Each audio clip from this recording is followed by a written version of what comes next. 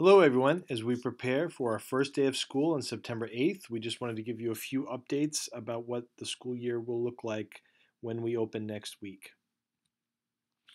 So, just as a reminder, there have been several pieces along this timeline. And most recently, on August 25th, the Department of Education released some new updates and mandates based on the most recent data. And that has led to some of our decisions around required masking for all students. So, that is going to be in place through at least October 1st, 2021. We're going to continue to provide as much distance as feasible. We will offer three types of COVID testing, which I'll explain in more detail in a few moments.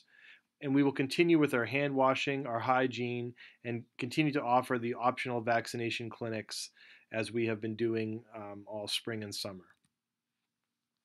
So, some major questions. What will school look like? It will be in person. It will be 5 days per week. Students will be able to share materials at art, PE, and recess. Students will rotate classes. Students and staff will not be cleaning their desks after every single class, but there will be cleaning supplies and materials available. There will be no more half-day Wednesdays.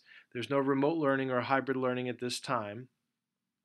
Music, chorus, band, extracurriculars, and athletics should resume indoors and outdoors, and there are no additional restrictions to date other than the mask wearing for indoor athletics and activities, similar to all of the masking indoors for classes.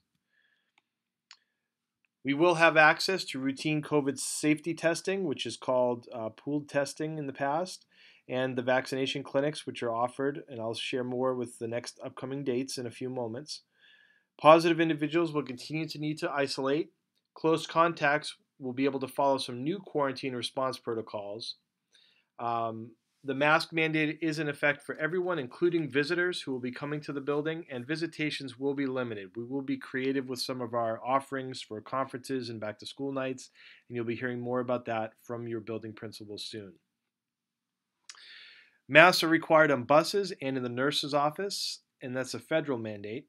Students are distanced when they're indoors, but they will be unmasked for lunch. They will maintain as much distance as possible. And we will have some systems to try and track seating at lunch for contact tracing. But students will have, at this time, assigned seats at the elementary schools that they will rotate frequently. And at the middle and high school, they will have more flexibility, but they will need to sign in to lunch so that we're able to track in case there's a contact tracing need. And we are going to have the daily health screener in place for everyone beginning on September 8th. And that link is the same as it has been in the past. Some slight adjustments to the questions, but the link is the same, and that is included in the email I just sent out. Just to go over some of the most recent data from September 2nd, we have a 2-week percent positivity for the weeks 815 to 828, slightly above the Commonwealth here, so 2.74% in the state of Massachusetts, and North Reading is at 5.08%. The average positivity rate for that same time period, the Commonwealth 19.5%, and North Reading 24.9%. So we do have to be very careful and keep an eye on these numbers, both locally and across the state. Some news around the vaccination data. Students who are in the age band of 12 to 15, students with one dose is at 69%. Fully vaccinated individuals from age 12 to 15 is at 61%. For ages 16 to 19, we are at 80%. And individuals who are fully vaccinated at 76%. So those obviously continue to increase as new students continue to get vaccinated. We will have another clinic locally from 6 p.m. to 7 p.m. at the LD Bachelor Elementary School, and that is open for any students that would like to attend. The form to complete is included in the email that I've just sent out, and there is also a registration form that you can complete before attending. This has worked very well, and many parents have taken advantage and been very thankful to have some a local place and some friendly faces to work with you on those vaccination clinics. Again, those are optional, but they are offered to you at your convenience. So very quickly to go over the protocols this year for testing scenarios. We're going to have symptomatic testing, test and stay, which is new, and the routine COVID safety checks, which we will also be referring to as what they were formerly known as, which is pooled testing.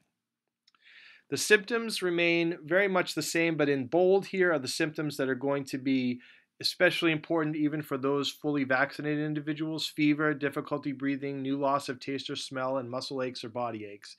And the other symptoms are similar, but there are some changes. For example, sore throat is now when in combination with other symptoms. And that's similar for some of the other symptoms. So our nurses are well versed in these. This has been updated on the daily health screener. And if you ever have any questions, please contact your school nurse. So close contacts continue to be defined as individuals who've been within 6 feet of COVID-19 positive individual while indoors for at least 15 minutes during a 24-hour period. So that's an indoors for at least 15 minutes during a 24-hour period. But there are some changes this year when we're determining close contacts in the building. So first of all, if you're asymptomatic, have no symptoms, and you're fully vaccinated, you would not be a close contact and not subject to the quarantine. If you're in a classroom, but you've been exposed to someone who's positive, but both individuals were masked and everyone was at least 3 feet apart, then the close contacts would be exempt from the testing and quarantine response protocol. So that should greatly reduce the number of close contacts who will be identified, since at this time everyone is in a mask and students should almost always be at least 3 feet apart in their desks. There may be some cases where students are closer, and in those cases we would then consider them close contacts. That would include at lunchtime when students are unmasked. So at lunch, because we're unmasked, if someone is positive with you nearby at lunch, we would need to do the contact tracing and identify the close contacts.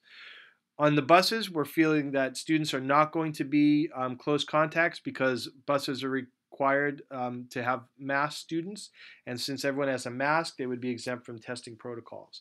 And anyone who has had COVID-19 within the past 90 days would also not be considered a close contact. So this should take a lot of the students who will be identified and staff who will be identified as close contacts right off the top, which is great. Again, if anyone is positive, we still have a protocol. There will be a self-isolation, minimum of 10 days. There is a return to school process based on time and symptom result. We will actively monitor students, and those students will be active for school. There's not remote instruction as there was in past years. However, we are going to consider, we are aware that 10 days for a student who's out is a lot, and we're going to make sure that there are ways for that student to continue to make connections with their teachers, with their peers, and we will have more information on that soon. But we are aware of that length of time, and we want to make sure that those students remain connected to school in several different ways. If for asymptomatic close contacts, there are two options. So I mentioned earlier, there's the traditional protocol, which is at the bottom here, which is a 7-day quarantine returning on day 8. But there is also a new protocol called Test and Stay. And so if you are identified as a close contact, you would not have to miss school. You could continue to come to school, take a test daily, and you would be able to remain in class as long as that test is negative.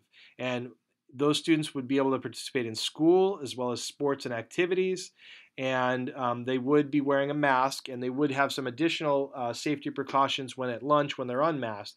But this is a great option now to get more kids in school. We saw very, very few students who were identified as close contacts last year actually then turn positive. So this is a way to keep those students in school with this additional safety check of test and stay. Obviously, if there are symptomatic individuals, there are some procedures that the nurses will be following. If you're symptomatic outside of school, you will be working with the nurses at the school and also the public health nurse to identify what the criterion are for you to return to school. So symptomatic testing, if you're feeling sick in school, test and stay, and then our routine COVID safety checks are the 3 types of COVID-19 testing. Symptomatic testing is if you have mild symptoms, you can use this BinaxNOW antigen test. If you're positive, you'd follow those same tests as if you were positive in Protocol A. And then there are some other steps that you would take as well. So again, if you're feeling sick, you should be staying home.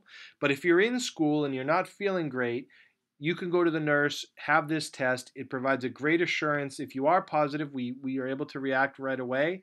And if you're negative, it provides you that reassurance that you are not likely to have COVID-19. And that is a great option with symptomatic testing. The other is test and stay, and I just described this in great detail. This is for close contacts to remain in school. Again, if you're asymptomatic, if you have symptoms, you'd follow other protocols. But if you're an asymptomatic close contact, test and stay is also a great option. And then the third option is our routine COVID pooled testing. This is strongly recommended for all unvaccinated district and school staff. It's not recommended for vaccinated students and staff, but it is allowable. So if you do want to participate, you can. It is not recommended for any individual who has tested positive for COVID-19 in the past 90 days. The reason for that being that you would continue to show positivity even though you're not currently positive. So these tests will be conducted weekly. We're going to most likely be doing this on Tuesdays beginning on the second week of school. I believe it's the 14th. Students in grade kindergarten above will be able to self-administer with trained staff. The school nurses, we're going to have some nurse staff that will be focusing on pool testing. This was very successful last year and throughout the summer. If the pool is negative, everyone remains in school. If a pool is positive, there will be a second test to test the students individually to determine whether or not who the actual individual was that was positive. And then if no one tests positive on the second test, there are some new options that we would be exploring there. But essentially what this does is it provides that additional assurance that everyone is negative weekly. And our numbers were very, very low. I believe we only identified 1 or 2 positive students last year. Again, that was great to proactively have that information.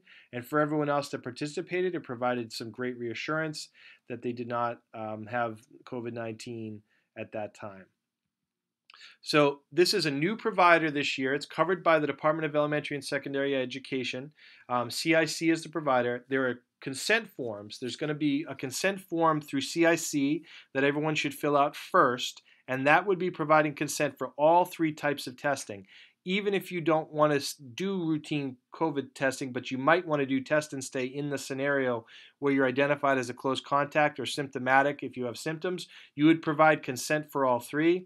And then the second form is the North Reading form, and that's where you can let us know, yes, I gave consent for everything, but at this time, I'm not looking to do the pooled testing. And that's where we won't call your child down or yourself down if you have selected that. So you want to make sure you do the required form by the Department of Education first, step 1, and then step 2 is the North Reading form. And we will have our local nurses as well as some CIC staff who will be implementing and providing all of this information to you. So the consent form is linked in the email that I just sent out. You just click here, identify where it says consent now in the corner, click there. It'll bring you to a screen where you choose your school, district, and then the school should pop up. If you are a district employee, you can choose North Reading High School. So district employees should choose North Reading High School. All other staff and students should choose the school that they attend. You then click sign consent form for a minor or sign the consent form for yourself and then complete the additional information. I believe you will have to fill this out multiple times for multiple students. For the North Reading form, you can fill this form out either as a parent or as an educator or staff, and then there will be a question at the end if you want to complete this for another. The form will allow you to take multiple responses for multiple students, or even for staff members who also have students. There'll be an opportunity at the end to add those folks in. So at this time, this is all the information that we have about our back-to-school safety and testing. I wanted to make sure I got this out to you today. We'll be reiterating this and sending this out again in the future, but please complete this as soon as possible so that we have as much information as possible on who's going to be participating in testing as we're ready for our first day of school on September 8th with students and for our first day of testing, which would be the following week on September 14th. Thank you again. Have a great Labor Day weekend. Be well.